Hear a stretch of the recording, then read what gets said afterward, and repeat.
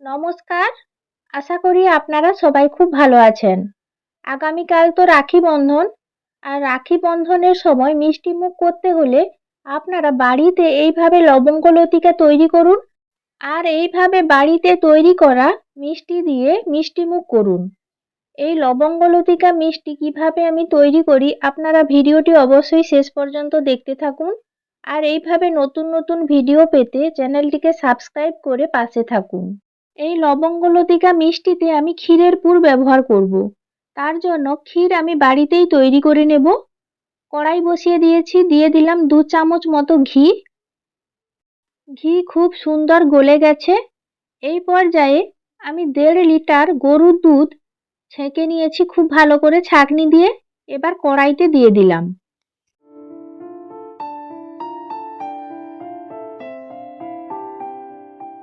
এবার বেশ অনেক সময় ধরে দুধ জাল দিয়ে আমি ক্ষীর তৈরি করে নেব। আর দেখুন, দুধটাকে ক্ষীর তৈরির জন্য খুব ভালো করে ফুটিয়ে নিচ্ছি। আজকে আমি যে লবঙ্গ লতিকা মিষ্টি তৈরি করব, এই লবঙ্গ লতিকা মিষ্টি একটি ঐতিহ্যবাহী বাঙালি মিষ্টি। এই মিষ্টি প্রধানত বাংলা, বিহার ও উড়িষ্যা অঞ্চলে প্রচলিত রয়েছে। দুর্গাপুজো, বিবাহ এছাড়াও অন্যান্য আনন্দ অনুষ্ঠানে এই মিষ্টি তৈরি করে মিষ্টিমুখ করা যেতে পারে। আপনাদের সঙ্গে কথা বলছি আর হাতা দিয়ে আমি কিন্তু দুধ সবসময় নাড়াচাড়া করে রাখছি। আর দেখুন, বেশ অনেক সময় নাড়াচাড়া করার পর দুধের পরিমাণ অনেকটা কমে গেছে আর দুধ বেশ ঘন হয়ে গেছে। প্রথমে যে দুধ দিয়েছিলাম প্রায় অর্ধেক হয়ে গেছে। এই পর্যায়ে আমি কিছুটা গুঁড়ো দুধ উপর থেকে ছড়িয়ে দিলাম। এবার গুঁড়ো দুধ নাড়াচাড়া করে বেশ ভালো করে মিশিয়ে নেব। আর এই গুঁড়ো দুধ দিলে ক্ষীরের স্বাদ বেশ ভালো হয়। আর ভালো করে নাড়াচাড়া না করলে এই গুঁড়ো দুধ দলা পাকিয়ে যাবে। তাই বেশ ভালো করে নাড়াচাড়া করে গুঁড়ো দুধ ভালো করে মিশিয়ে নিচ্ছি। গুঁড়ো দুধ দেওয়ার পর এইভাবে ফোটাতে থাকবো আর ভালো করে নাড়াচাড়া করতে থাকবো। না হলে দুধ পরপর ঘন হয়ে আসছে আর কড়াইয়ের নিচে লেগে যেতে পারে। আর এই লবঙ্গ লতিকা মিষ্টি অনেকের কাছে লাভাংলতা নামেও পরিচিত রয়েছে। আমুল দুধ দেওয়ার পর খুব ভালো করে 5 মিনিট ফুটিয়ে নিয়েছি। এই পর্যায়ে ক্ষীরের মধ্যে মিষ্টি স্বাদ আনার জন্য দিয়ে দিলাম হাফ কাপ চিনি। আপনারা বেশি মিষ্টি খেতে চাইলে বেশি পরিমাণে চিনি ব্যবহার করতে পারেন। আমাদের বাড়ির সবাই হালকা মিষ্টি খেতে পছন্দ করে, তাই আমি হাফ কাপ চিনি ব্যবহার করলাম। এবার নাড়াচাড়া করে চিনি খুব ভালো করে মিশিয়ে নিচ্ছি। বেশ অনেক সময় দুধ ফোটানোর পর দেখতেই পাচ্ছেন আপনারা কিভাবে দুধ ঘন হয়ে যাচ্ছে আর ধীরে ধীরে ক্ষীর তৈরি হয়ে যাচ্ছে। এই ক্ষীর শুধু মুখে খেতেও কিন্তু বেশ ভালো লাগে। আপনারা যদি ক্ষীর খেতে পছন্দ করেন তাহলে কমেন্ট করে জানাবেন। এই ক্ষীর খেতে আমার তো খুবই ভালো লাগে। আমাদের বাড়িতে প্রতিমা করে পুজো হলে এইভাবে ক্ষীর, ছানা তৈরি করে ভগবানকে নিবেদন করার প্রচলন রয়েছে। তাই এই ক্ষীর আমাদের বাড়িতে পুজো হলে প্রায়ই তৈরি করা হয়। আর দেখুন, আপনাদের সঙ্গে কথা বলতে বলতে ক্ষীরটা কিভাবে ঘন হয়ে যাচ্ছে আর দেখুন কালারও চেঞ্জ হয়ে যাচ্ছে। এই পর্যায়ে আমি কিছুটা বাদাম কুচি করে দিয়ে দিচ্ছি। এখানে আমি কাজু বাদাম ব্যবহার করলাম। আর এই বাদাম দিলে ক্ষীরের স্বাদটাও বেশ ভালো হবে। ক্ষীর প্রায় তৈরি হয়ে এসেছে। এই পর্যায়ে বেশ ভালো করে নাড়াচাড়া করে রাখতে হবে বারবার। আর না হলে ক্ষীর কিন্তু কড়াইয়ের নিচে লেগে যাবে। পরপর দেখুন ঘন হয়ে যাচ্ছে আর একটা লালচে কালার চলে আসছে।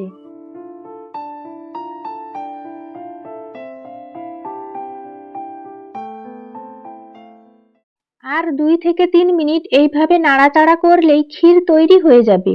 আর যেটুকু পাতলা আছে মোটামুটি ঘন হয়ে যাবে। দেখুন, ক্ষীর খুব ভালোভাবে তৈরি হয়ে গেছে। এবার আমি প্লেটের মধ্যে তুলে নিচ্ছি।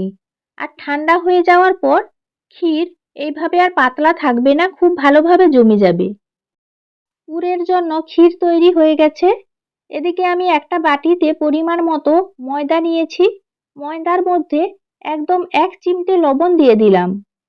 এবার ময়ম দেওয়ার জন্য ময়দার মধ্যে দিয়ে দিচ্ছি ছোট চামচের 3 চামচ ঘি। আপনারা যারা ঘি খেতে পছন্দ করেন না, আপনারা ঘি দিতে না চাইলে সাদা তেল দিয়েও ময়ম দিতে পারেন। তবে ঘি ব্যবহার করলে লবঙ্গলতিকা মিষ্টির স্বাদ ও সেন্ট দুটোই খুব ভালো হয়। আপনাদের সঙ্গে কথা বলতে বলতে খুব ভালো করে ময়দাতে ময়ম দিয়ে নিচ্ছি। আপনারা দেখতেই পাচ্ছেন কিভাবে ময়দাগুলো দলা পাকিয়ে যাচ্ছে আর কি সুন্দর হাত দিয়ে ভেঙে দিলে হালকা ভেঙে ভেঙে যাচ্ছে। খুব ভালোভাবে ময়দাতে ময়ম দিয়ে নিয়েছি। এবার অল্প অল্প করে জল দিয়ে আমি একটা ডো তৈরি করে নেব।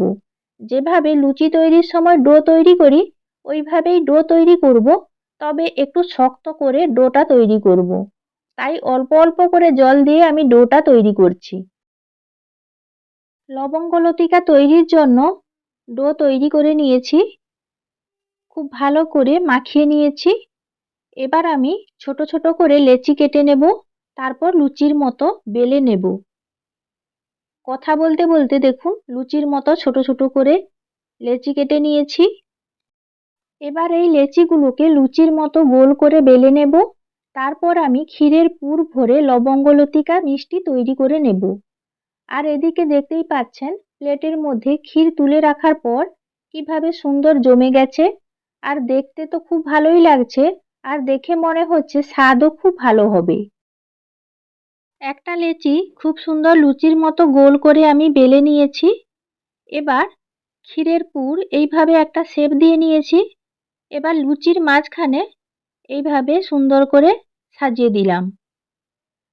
এবার আমি কিভাবে লবঙ্গলতিকা মিষ্টি মুড়ে তৈরি করি আপনারা দেখতে থাকুন। এইভাবে দেখুন একদিক উপর থেকে মুড়ে দিলাম। আপনারা চাইলে হালকা জল হাত করতে পারেন, তাহলে এই মিষ্টি ভাজার সময় খুলে যাওয়ার কোনো ভয় থাকবে না। হালকা জল হাত করে দিয়ে আবার ওই দিকটা এনে উপরে চাপিয়ে দিলাম। এবার পুরো মিষ্টিটাকে উল্টে দিচ্ছি। আবারও এইভাবে উপরে দিয়ে দিলাম। জল হাত করে হালকা চেপে দিলাম, তাহলে ভাজার সময় খুলে যাওয়ার ভয় থাকবে না। এবার একইভাবে উল্টো দিকটা চাপিয়ে দিলাম।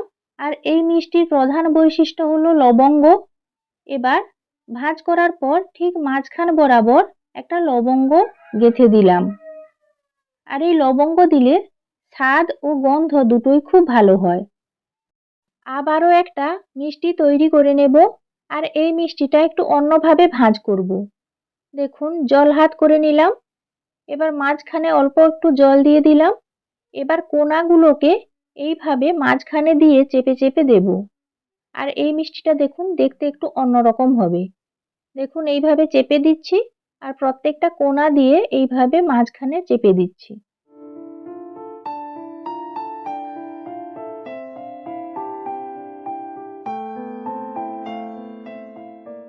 ভাঁজ করার পর মিষ্টিগুলোকে দেখতে কত ভালো লাগছে দেখুন। এবার একটা লবঙ্গ নিয়ে ঠিক একইভাবে মাঝখানে আমি দিয়ে দিলাম। তাহলে ভাজার সময় ভাঁজটা খুলে যাওয়ারও ভয় থাকবে না, আর দেখতেও ভালো লাগবে। আর এইভাবে লবঙ্গ দিলে স্বাদও ভালো হবে। দেখুন সবগুলো মিষ্টি আমার তৈরি করা হয়ে গেছে। আর ভাঁজ করার পর দেখতে কত সুন্দর লাগছে। এবার ভেজে নিয়ে চিনির সিরাপে ডুবিয়ে নিলেই মিষ্টিমুখ করার জন্য লবঙ্গলতিকা রেডি হয়ে যাবে। চিনির সিরাপ তৈরির জন্য কড়াই বসিয়ে দিয়েছি। কড়াইতে দিয়ে দিচ্ছি আমি 1 কাপ জল। জল খুব ভালোভাবে গরম হয়ে গেছে, ফুটতে শুরু করেছে। এই পর্যায়ে আমি 1 কাপ জলে 1 কাপ চিনি দিয়ে দিলাম। প্রথমেই বলেছিলাম যে আমাদের বাড়ির সবাই হালকা মিষ্টি খেতে পছন্দ করে, তাই আমি 1 কাপ চিনি ব্যবহার করলাম। এবার চিনি সিরাপ তৈরি করে নেব। আর খুব ভালো গন্ধ আসার জন্য কয়েকটা গোটা এলাচ থেতো করে আমি দিয়ে দিলাম চিনি সিরাপের মধ্যে। এদিকে চিনির সিরাপ তৈরি হতে থাক, আর এদিকে আমি লবঙ্গ লতিকাগুলো ভেজে নেব। তার জন্য আবারও একটা কড়াই বসিয়ে দিয়েছি। কড়াইতে দিয়ে দিলাম পরিমাণ মতো সাদা তেল। এই লবঙ্গ লতিকা মিষ্টি ভাজার সময় তেল একেবারে হালকা গরম করতে হবে, খুব বেশি গরম করা যাবে না। তেল হালকা গরম হয়ে গেছে। এবার মিষ্টিগুলোকে এইভাবে উল্টো দিক দিয়ে আমি তেলের মধ্যে দিয়ে দিচ্ছি। আপনারা দেখতেই পাচ্ছেন যে দিকটা ভাঁজ হয়ে আছে সেই দিকটা আমি নিচের দিকে করে এক এক করে আমি তেলের মধ্যে দিয়ে দিচ্ছি। দেখুন নিচের দিকটা লাল লাল করে ভাজা হয়েছে। এবার আমি ধীরে ধীরে উল্টে দিচ্ছি। এইভাবে আমি ২ দিক খুব ভালো করে ভেজে নেব। যতক্ষণ না লাল লাল কালার আসছে তত সময় আমি ভাজতে থাকবো। আর আপনারা দেখতেই পাচ্ছেন খুব সুন্দর কালার এসে গেছে। এবার তেল ঝারিয়ে তুলে নিচ্ছি। একইভাবে বাকি মিষ্টিগুলো আমি তেলের মধ্যে দিয়ে দিচ্ছি। আর সেই আগের মতোই আমি ভাঁজ করা দিকটা তেলের নিচের দিকে দিচ্ছি। এইভাবে এক এক করে সব মিষ্টিগুলো আমি ভেজে নিচ্ছি। সব মিষ্টিগুলো তেলের মধ্যে দেওয়া হয়ে গেছে। এবার লাল লাল হয়ে গেলে উল্টে দেব। দেখুন এই মিষ্টিগুলোও সব ভাজা হয়ে গেছে। তেল ঝারিয়ে আমি তুলে নিচ্ছি প্লেটের মধ্যে। মিষ্টিগুলো ভাজার পর দেখতে কত ভালো লাগছে। আর এদিকে মিষ্টি ভাজার সঙ্গে সঙ্গে চিনির সিরাপটাও খুব ভালোভাবে তৈরি হয়ে গেছে। চিনির সিরাপ খুব বেশি ঘন হয়নি, হালকা তার তার ভাব হয়েছে। দেখতেই পাচ্ছেন আপনারা। এই পর্যায়ে আমি ভেজে রাখা লবঙ্গ লতিকাগুলো চিনির সিরাপের মধ্যে আমি দিয়ে দিচ্ছি। আর মিষ্টিগুলো দেওয়ার পর ২ মিনিট আমি উল্টে পাল্টে নেব চিনির সিরাপের মধ্যে। তারপর আমি মিষ্টিগুলোকে চিনির সিরাপ থেকে তুলে নেব। চিনির সিরাপের মধ্যে খুব বেশি সময় রাখবো না। এইভাবে দেখুন খুন্তি দিয়ে খুব ভালো করে ২ দিক উল্টে পাল্টে চিনির সিরাপের মধ্যে ডুবিয়ে নিয়েছি। এবার দেখুন তুলে নিচ্ছি। তৈরি হয়ে গেছে লবঙ্গ লতিকা। আপনারা চাইলে জন্মাষ্টমীতে গোপালকেও এইভাবে নিবেদন করতে পারেন।